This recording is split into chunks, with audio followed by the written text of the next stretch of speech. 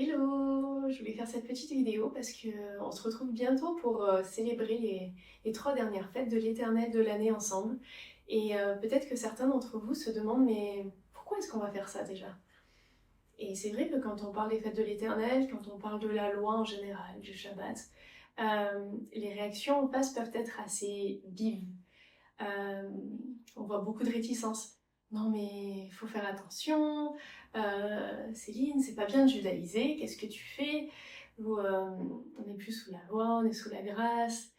Et, et je pense que vous voyez de quoi je parle et peut-être que ces craintes sont les vôtres aussi. Et, et c'est pour ça qu'on va en parler ensemble et on en parle à chaque fois qu'on fait une fête ensemble et on va reparler là bientôt avec les trois prochaines fêtes.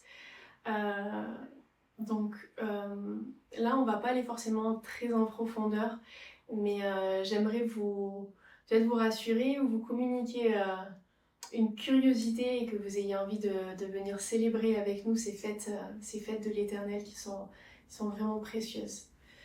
J'aimerais qu'on commence par lire le verset de Deutéronome 6, verset 6. Et ces commandements que je te donne aujourd'hui seront dans ton cœur. Tu les inculqueras à tes enfants, et tu en parleras quand tu seras dans ta maison, quand tu iras en voyage, quand tu te coucheras, et quand tu te lèveras. Et j'aime énormément ce passage parce que, en fait, ça nous montre que le premier endroit où la parole de Dieu doit être annoncée, où les valeurs de Dieu doivent être enseignées, c'est dans nos maisons, c'est dans notre famille. C'est les premiers enseignants de la parole de Dieu, ce sont les parents. Et, et la première église, c'est nos maisons aussi. C'est, c'est là que, c'est là que la magie opère, c'est là que tout doit se faire, c'est là qu'on doit transmettre, c'est là qu'on devient fort, c'est là qu'on se pose des questions et c'est là qu'on discute, qu'on débat. Et c'était ça le projet de Dieu pour nous. Euh, il y a Doris Lévy-Alvarez, dont je vous recommande vraiment le livre sur les fêtes de l'Éternel, qui nous dit: les fêtes de l'Éternel sont des moments particuliers pour se retrouver en famille, sortir du quotidien et mettre du temps à part pour se recentrer sur Dieu. Chaque fête est une occasion pour transmettre des choses importantes à nos enfants. Et oui, les fêtes sont de précieux trésors, sont des outils pédagogiques et prophétique que Dieu nous donne pour apprendre à le connaître et pour nous apprendre à comprendre ses plans, ses projets et à rentrer dedans. Et vous connaissez peut-être la théorie des 10 000 heures de Malcolm Gladwell qui nous dit qu'on a besoin en fait de 10 000 heures pour devenir expert dans un domaine, dans un sujet. Et, et en fait, c'est vrai, on a besoin de beaucoup pratiquer pour devenir expert de quelque chose. Et Dieu nous demande d'être des experts de sa parole. Il nous demande d'être des experts de son amour, de ses projets pour l'humanité, des experts de son royaume. Et pour ça, on a besoin de passer du temps avec lui. Et, euh, et il a mis des temps à part. Euh, il a tout prévu en fait. Et c'est juste merveilleux. Donc si on fête les fêtes de l'Éternel, c'est pas pour judaïser, et parce que ce ne sont pas des fêtes juives, ce sont les fêtes de l'Éternel qui ont été données au peuple hébreu, mais comme toute la première partie de la Bible. Et, et en fait, on voit que justement tout l'Ancien Testament conduit à Jésus. Tout l'Ancien Testament conduit au Nouveau Testament. Et tout le Nouveau Testament se réfère à l'Ancien Testament. Parce qu'il n'y a pas deux testaments, un pour les juifs, un pour les chrétiens. Il n'y a pas un qui est dépassé et l'autre dont on peut se servir maintenant. C'est juste un seul et même plan de Dieu, un plan d'amour pour les hommes. Et, et c'est juste trop dommage de vouloir se passer de notre histoire. Et j'ai l'impression des fois qu'on a l'impression que le Dieu de l'Ancien Testament, c'était pas le même que notre Dieu. Et en fait, si, le Dieu de l'Ancien Testament, c'est notre Dieu. Et notre Dieu est le Dieu de l'Ancien Testament. Et Jésus, Yeshua, était juif. Et il n'y a pas un Dieu méchant et un Dieu miséricordieux. Non, Dieu, depuis depuis toujours, depuis toute éternité, est un Dieu bon et miséricordieux. Et les hommes n'ont jamais été sauvés par la loi. Ouais, je vous choque peut-être, mais lisez David, lisez l'histoire de Moïse, lisez l'histoire d'Abraham. Enfin, ces hommes avaient compris que Dieu était bon et miséricordieux et qu'il était juste et bon de suivre ses règles et ses commandements, mais que c'était impossible de vivre sans sa miséricorde. Parce que tout comme nous, ils passaient leur temps à se planter. Et c'est ça qu'on doit comprendre, c'est que Dieu est bon. Et je m'éloigne un petit peu du sujet. Et je pense qu'on ne peut pas connaître Dieu, on ne peut pas comprendre le sacrifice de Jésus, ni comprendre les temps que nous vivons ou que nous allons vivre sans le peuple d'Israël et sans son histoire. Dans Romains 11, on ne va pas le lire maintenant, mais je vous encourage à le lire, mais c'est un petit peu long, donc je ne vais pas le lire là. Paul compare le peuple de Dieu à un olivier. Cet olivier, c'est le peuple d'Israël. Et sa racine sainte et généreuse, qu'on voit au verset 16, c'est Adonai, par Yeshua. Il nous dit que de cet olivier, certaines branches ont été retranchées, ont été coupées, parce qu'elles n'avaient pas cru en Yeshua le Messie. À cause de leur incrédulité, elles ont été retirées. Mais par contre, on voit que c'est temporaire, et que cette séparation, elle ne va pas durer, et que leurs yeux s'ouvriront. Il est écrit au verset 26, « De cette manière, tout Israël sera sauvé. » Et inversement, sur cet olivier, c'est ce bel arbre, il y a des branches sauvages qui ont été greffées, des branches qui n'appartenaient pas à l'arbre, mais qui ont été rajoutées sur l'arbre, grâce à leur confiance en Dieu. On voit ça au verset 19. Et ces branches sauvages, ce sont nous, les païens, les chrétiens, les gens des nations. Mais Paul nous met en garde contre l'orgueil et il nous dit qu'on n'est pas mieux que les juifs. Et on n'est pas, comme certaines théologies le disent, devenu le nouveau peuple de Dieu. On n'a pas remplacé les juifs, on a simplement été intégrés au peuple de Dieu. Et tout ça grâce à notre confiance en Yeshua. Et nous aussi, et Paul nous le dit, nous aussi on pourrait être retirés.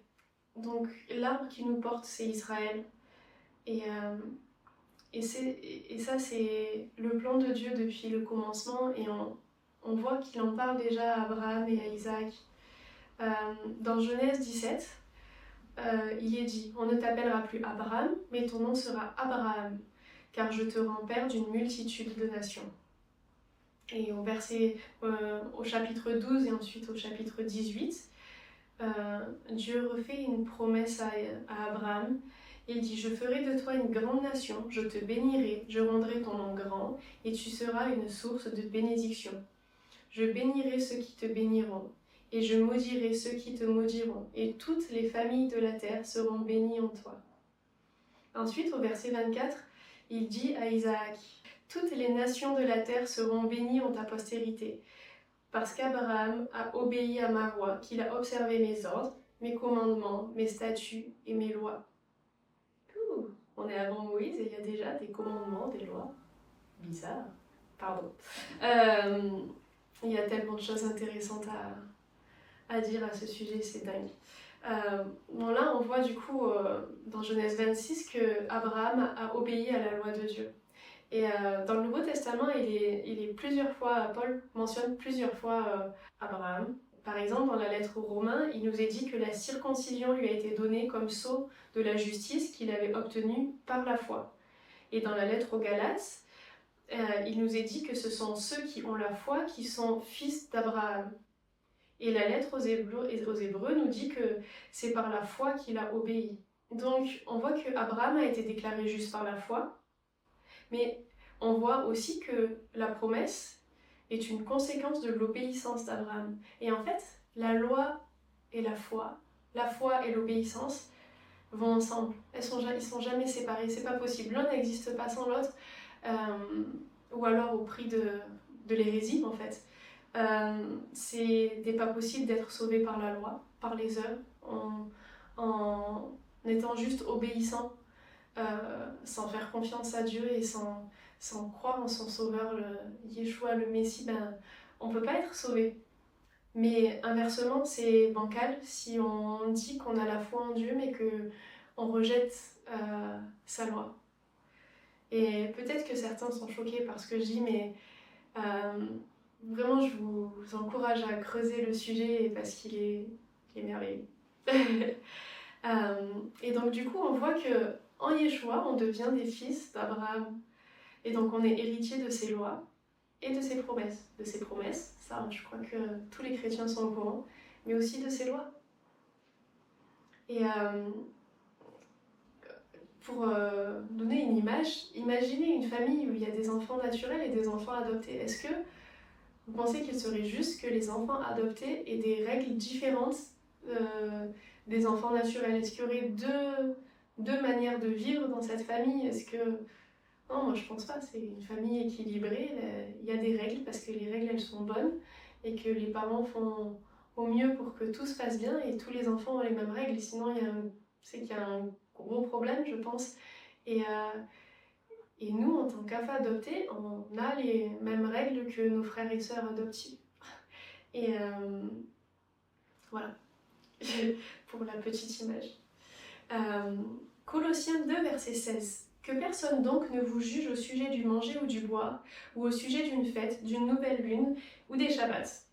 C'est, et j'insiste sur le c'est et sur le présent, parce que dans certaines traductions il y a écrit c'était, mais c'est un présent ici, l'ombre des choses à venir, et le corps est en Christ.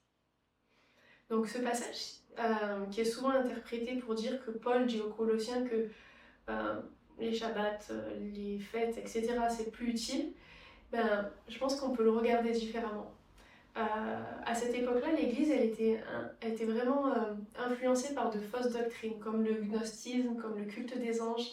Et moi, ce que je pense, et enfin, j'ai pas deviné ça toute seule, mais ce que certains théologiens pensent, c'est que ici, Paul leur dit de faire attention à ne pas laisser toutes ces choses qui sont l'ombre des choses à venir, qui sont belles, qui sont importantes, être polluées par justement des traditions d'hommes mauvaises. Et Paul emploie le terme tradition d'homme, et c'est juste impossible qu'ils disent que la loi de Dieu est une tradition d'homme. C'est incohérent avec ce qu'il peut dire par ailleurs, parce qu'il nous dit que la loi est juste et bonne pourvu qu'on en fasse un usage légitime, et c'est aussi incohérent avec le reste de la parole de Dieu. Ce qui est de Dieu revient à Dieu. Rendons à César ce qui est à César, à Dieu ce qui est à Dieu. Et les traditions humaines, c'est ce qui sont rajoutées sur les règles de Dieu. C'est la partie injuste, mais les règles de Dieu sont justes et bonnes. Et c'est important de faire la distinction et de pas tout jeter. Parce que l'Église a fait un peu un rejet, une allergie à cause de son histoire et je pense à cause d'une histoire qui est injuste. Ce rejet n'est pas juste. Et du coup maintenant, quand on parle de ces choses, il y a une allergie, il y a comme une dissonance entre oui, la parole de Dieu est bonne, mais attends, surtout, il y a des passages dont il ne faut pas s'approcher parce que c'est risqué. Je pense qu'il y a des choses à revoir. Jésus nous dit, le Shabbat a été fait pour l'homme et non l'homme pour le Shabbat. Quand il est au milieu de ces religieux qui l'accusent de faire des guérisons le jour du Shabbat, qui sont offensés par le fait qu'ils guérissent quelqu'un le jour du Shabbat, il leur répond ça. Il dit, le Shabbat a été fait pour l'homme et non l'homme pour le Shabbat. Et je pense que c'est comme ça qu'il faut qu'on voit la loi en général. On n'a pas été fait pour obéir à une loi inique et pour répondre au désir égocentrique d'un roi qui a mis en place des lois absurdes et qui veut juste qu'on leur obéisse comme ça sans raison. Non, la loi a été faite pour nous, par un Dieu bon et juste, pour qu'on puisse la pratiquer, pour qu'on puisse être heureux, pour qu'on puisse vivre longtemps. C'est les promesses de Dieu pour nous. Et voilà. Je pense qu'on a besoin d'apprendre à voir la loi différemment, à voir la parole de Dieu différemment. Et justement, dans la parole de Dieu, il est écrit de revenir aux anciens sentiers, de revenir à ce qui a été fait et à la connaissance des anciens. Et je pense que c'est là la clé de beaucoup de choses. Osée 4, verset 6.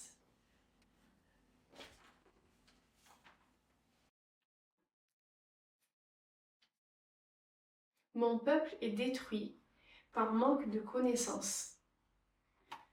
Comme vous avez rejeté la connaissance, je vous rejetterai aussi, et vous ne serez plus mes Kohen. Comme vous avez oublié la Torah de votre Dieu, j'oublierai aussi vos enfants. Les fêtes sont une manière de transmettre la connaissance et de comprendre les racines de notre foi. Il ne faut pas que le peuple de Dieu soit détruit parce qu'il lui manque la connaissance. On doit transmettre la connaissance et on doit aller chercher la connaissance là où elle est. Jérémie 6.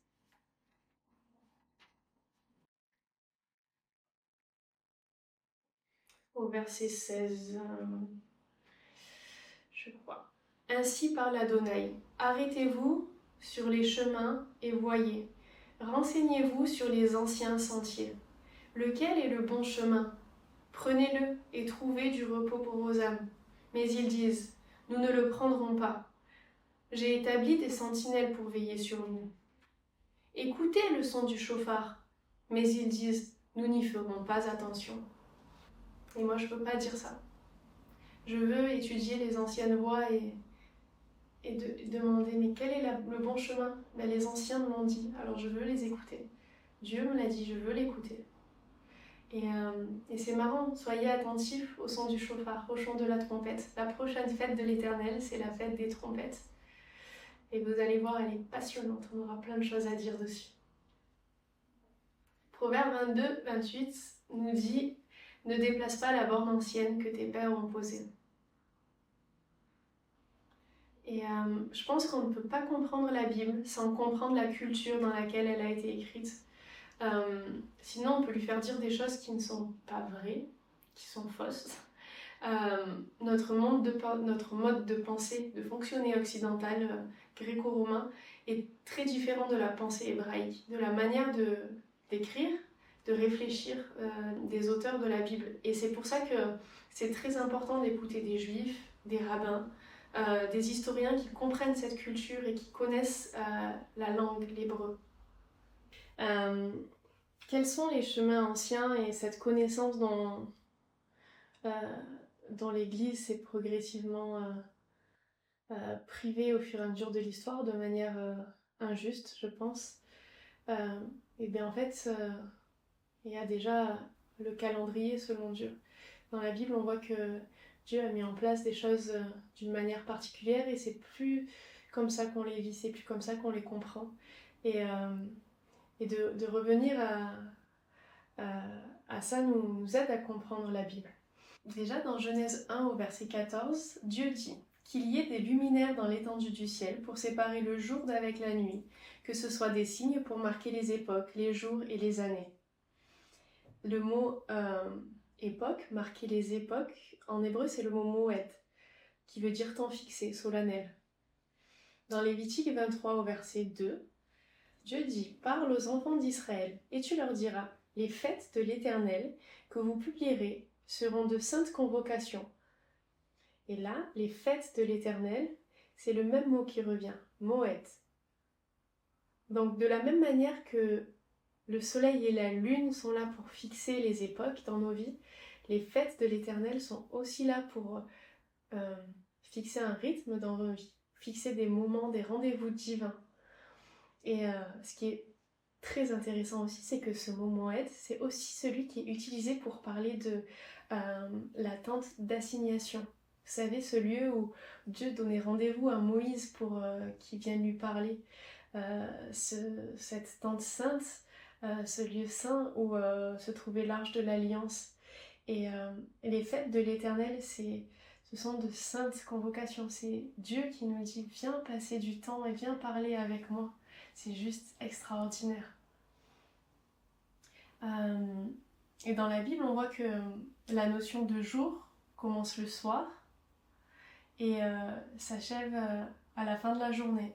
Les Juifs ont gardé cette compréhension. Et donc un jour biblique commence par la nuit et finit par la journée. Alors que pour nous, c'est le contraire.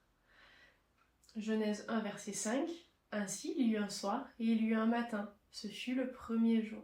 Ensuite, selon la parole de Dieu, et ça on l'a gardé, les semaines sont composées de 7 jours. Et du coup, le découpage de la semaine en 7 jours, c'est quelque chose de profondément divin et nous le vivons encore. Par contre, dans la Bible, on voit que la semaine de 7 jours, elle est marquée par un temps solennel aussi mis à part qui s'appelle le Shabbat et qui est le samedi, que les chrétiens ont transformé en dimanche au cours de l'histoire. Ensuite, dans la Bible, les mois sont marqués par les cycles de la lune, alors que nos mois à nous sont définis par le soleil. Voilà, ce sont des petites choses qui vous montrent la différence de compréhension entre ce que nous vivons et ce que Dieu a établi. Alors, donc ces fameuses fêtes de l'Éternel. Je vais vous les redire, il y en a 7, plus le Shabbat, plus les nouvelles lunes, toutes ces choses que Dieu a établies pour marquer les temps. Donc la première, c'est Pessah, le premier mois de l'année. C'est la fête de Pâques, qui est suivie, fêtée en même temps que la fête des pains sans levain, Chag Hamatzot. Ensuite, il y a Chag Abikurim, la fête des prémices. Et il y a Shavuot, Pentecôte. Ensuite, là nous allons arriver, et lundi nous fêtons ensemble Yom Teruah, la fête des trompettes. Ensuite, il y a Yom Kippour, le jour de l'expiation, et Sukkot, la fête des cabanes. Et chacune de ces fêtes a une portée commémorative. Elles sont là pour nous permettre de nous rappeler de ce que Dieu a fait, mais aussi une portée prophétique, parce qu'elles nous parlent de ce que Dieu va faire. Et les 3 premières fêtes que l'on a citées, Pâques et la fête des pains sans levain, la fête des prémices et Pentecôte, sont des fêtes qui ont été accomplies par la venue de Jésus, la première venue de Jésus, la Pâques. Vous savez qu'il est mort pendant la Pâques. Lui, le pain sans levain, le pain sans péché, il est ressuscité à la fête des prémices et nous avons reçu le Saint-Esprit à la Pentecôte. Et les 3 prochaines fêtes, celles dans lesquelles on entre prochainement, elles n'ont pas encore été accomplies. Et elles nous annoncent le retour, la deuxième venue de Yeshua. Et les noces de l'agneau, c'est juste incroyable. Je prie vraiment que pendant ces fêtes, ce mois où nous allons fêter ces 3 fêtes ensemble, Dieu puisse vraiment nous revêtir de son esprit de sagesse et de connaissance, et qu'on puisse être vraiment guidé par une onction prophétique pour rentrer dans toutes les choses que Dieu veut qu'on comprenne cette année au sujet de ces fêtes, et surtout au travers de ces fêtes, à son sujet, au sujet de son plan parfait pour nos vies, de son plan pour la France, de là où on en est, qu'on puisse avoir la sagesse des temps. Et je pense que ça va être des temps bénis, je pense pas, j'en suis sûre. Et on verra plein de choses ensemble, on aura plein de discussions super intéressantes. N'hésitez pas, si là vous avez des questions, à les écrire pour qu'on les voit quand on se voit, ou vous me les écrivez là sous la vidéo en commentaire. Je sais pas trop comment ça se passe sur le site, mais je vous encourage vraiment à réfléchir à ces choses-là. Et je sais pas si j'ai été très claire, c'est un sujet qui me passionne, et c'est un sujet qui je connais encore finalement très peu, et j'ai plein de questions sur la loi, j'ai plein de choses que j'ai pas encore compris, mais je pense que le plus important à retenir, c'est que Dieu est bon et que il a rien fait par hasard, ou il a rien fait juste arbitrairement pour nous enquiquiner, ou pour Dieu est bon, et ce qu'il fait, il le fait par amour, et notre obéissance, c'est aussi un signe d'amour et de confiance.